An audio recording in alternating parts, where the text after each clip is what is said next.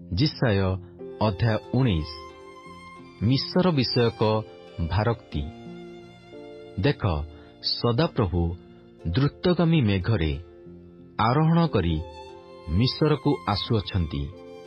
पुणी ताहांक छामुरे मिस्रर प्रतिमागण कंपान्वित हेबे ओ मिस्रर हृदय ताहार मध्यरे तरळिजिब। पुणी आम्भे मिस्रीयमानंक प्रतिकूलरे उत्तेजित करिबा। तहिरे सेमाने प्रत्येके आपणा आपणा भाईर ओ प्रत्येके आपणा आपणा प्रतिबासीर विरुद्धरे युद्ध करिबे। नगर नगर विरुद्धरे, राज्य राज्य विरुद्धरे युद्ध करिबे। आउ मिस्रर आत्मा ताहा मध्यरे शून्य कराजिब ओ आम्भे ताहार मंत्रणा ग्रास करिबा।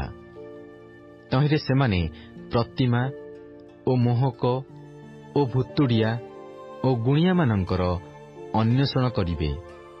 आउ आम्भे मिस्रीय मानंकु एक निर्दय प्रभु हस्तरे समर्पण करिबा ओ एक दुरंत राजा सेमानंक उपरे कर्तृत्व करिब। एहा प्रभु सैन्याधिपति सदाप्रभु कहंती। पुणी समुद्र जल शून्य हेबो ओ नदी क्षय पाई शुष्क हेबो। आउ नदी सबु दुर्गंध हेबो। मिस्रर स्रोत सबु सान होई सुखीजिब। नल ओ जलज तृण शुष्क होईजिब।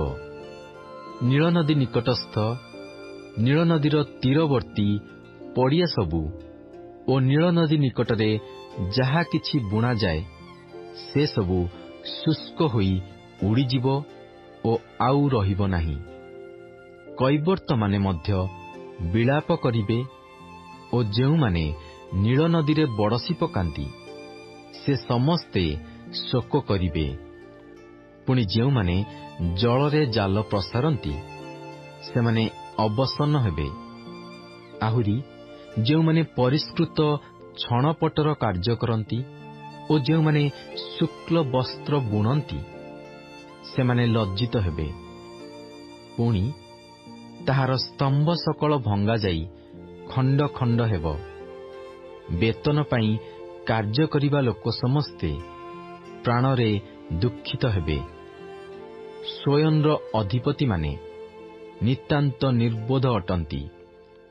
फारोर विज्ञवर मंत्रीगणर मंत्रणा पशुवत होइअछि। तुमे माने किपरि करी फारोको कहुअछ, आम्भे ज्ञानी मानंकर पुत्र, प्राचीन राजगणर संतान। तेबे तुम्भर ज्ञानी लोक माने केउठारे? सेमाने एबे तुम्हकु जणाउंतु ओ सैन्याधिपति सदाप्रभु मिस्र विषୟରେ जहा मंत्रणा करिअछंती ताहा सेमाने जानन्तु। स्वयंर अधिपति माने निर्बोध होइअछंती। नोफर अधिपति माने भ्रांत होइअछंती। जेउ माने मिस्रीय गोष्ठी वर्गर कोण प्रस्तर स्वरूप सेमाने मिस्रकु विपथरे गमन कराइछंती। सदाप्रभु मिस्र मध्यरे भ्रांति रूप आत्मा मिश्रित करिअछंती। पुणी मत लोक जेपरि आपणा बांतिरे टळ टळ होई पड़े सेपरि सेमाने मिस्रकु ताहार प्रत्येक कर्मरे विपथगामी कराइछंती। पुणी मस्तक कि लांगुल कि ताଳ बाहुंगा कि जलज तृण जहा करिपारे एपरि कौनसी कार्य मिस्र पाई कराजिब नाही। सेदिन मिस्र स्त्री गणर तुल्य हेबो। पुणी सैन्याधिपति सदाप्रभु ताहा उपरे जेउ हस्त हलांती ताहांकर सेही हस्त हलिबा सकाशु से कंपिब ओ भीत हेबो। मिस्र प्रति जिहुदा देश त्रासजनक हेबो। सैन्याधिपति सदाप्रभु ताहार प्रतिकूलरे जेउ मंत्रणा करंती तही सकाशु जे प्रत्येक लोककु जिहुदार नाम कुहा जाए से भीत हेबो। ସେଦିନ ମିଶ୍ର ଦେଶ ମଧ୍ୟରେ 5 ନଗର କିଣାନୀୟ ଭାଷାବାଦୀ ହେବେ ଓ ସୈନ୍ୟାଧିପତି ସଦାପ୍ରଭୁଙ୍କ ନାମରେ ଶପଥ କରିବେ, ଏକ ନଗର ଉତ୍ପାଟନ ନଗର ବୋଲି ଖ୍ୟାତ ହେବ।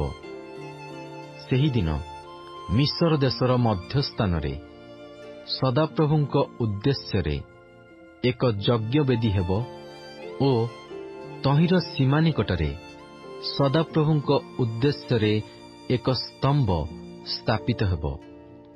ପୁଣି ତାହା ମିଶ୍ର ଦେଶରେ ସୈନ୍ୟାଧିପତି ସଦାପ୍ରଭୁଙ୍କର ଚିହ୍ନ ଓ ସାକ୍ଷୀ ସ୍ୱରୂପ ହେବ, କାରଣ ସେମାନେ ଉପଦ୍ରବୀ ଗଣର ସକାଶୁ ସଦାପ୍ରଭୁଙ୍କ ନିକଟରେ କ୍ରନ୍ଦନ କରିବେ।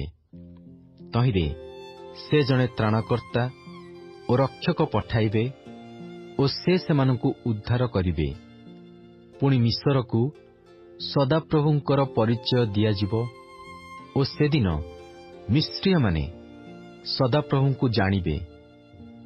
ଆହୁରି ସେମାନେ ବଳି ଓ ନୈବେଦ୍ୟ ଦେଇ ଆରାଧନା କରିବେ ଓ ସଦାପ୍ରଭୁଙ୍କ ନିକଟରେ ମାନତ କରି ତାହା ପୂର୍ଣ୍ଣ କରିବେ। ପୁଣି ସଦାପ୍ରଭୁ ମିଶ୍ରକୁ ପ୍ରହାର କରିବେ ଓ ସୁସ୍ଥ କରିବେ। ପୁଣି ସେମାନେ ସଦାପ୍ରଭୁଙ୍କ ନିକଟକୁ ଫେରିଆସିବେ। ତହିଁରେ ସେ ସେମାନଙ୍କର ବିନତି ଗ୍ରାହ୍ୟ କରି ସେମାନଙ୍କୁ ସୁସ୍ଥ କରିବେ। ସେଦିନ ମିଶ୍ରଠାରୁ ଅସୁରକୁ ଏକ ରାଜପଥ ପଡ଼ିବ। ତହିଁରେ ଅସୁରୀୟମାନେ ମିଶ୍ରକୁ ଓ ମିଶ୍ରୀୟମାନେ ଅସୁରକୁ ଯାତାୟାତ କରିବେ। ପୁଣି ମିଶ୍ରୀୟମାନେ ଅସୁରୀୟମାନଙ୍କ ସଙ୍ଗେ ଆରାଧନା କରିବେ। ସେହିଦିନ ଇସ୍ରାଏଲ ମିଶ୍ର ଓ ଅସୁରର ସଙ୍ଗେ ତୃତୀୟ ହୋଇ ପୃଥିବୀ ମଧ୍ୟରେ ଆଶୀର୍ବାଦର ପାତ୍ର ହେବ, କାରଣ ସୈନ୍ୟାଧିପତି ସଦାପ୍ରଭୁ ସେମାନଙ୍କୁ ଆଶୀର୍ବାଦ କରି କହିଅଛନ୍ତି, ଆମ୍ଭର ଲୋକ ମିଶ୍ର ଓ ଆମ୍ଭର ହସ୍ତକୃତ କର୍ମ ଅସୁର ଓ ଆମ୍ଭର ଅଧିକାର ଇସ୍ରାଏଲ ଆଶୀର୍ବାଦଯୁକ୍ତ ହେଉନ୍ତୁ।